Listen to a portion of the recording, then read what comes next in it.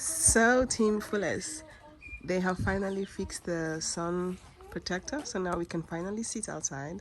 So this is what the garden is looking like. I've put the black table at this corner so that the kids can actually sit here and play.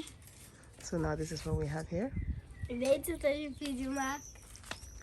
So the kids can play, and that corner there, we can sit there. I put the thing there because I feel like it fits more there. And here we have everything.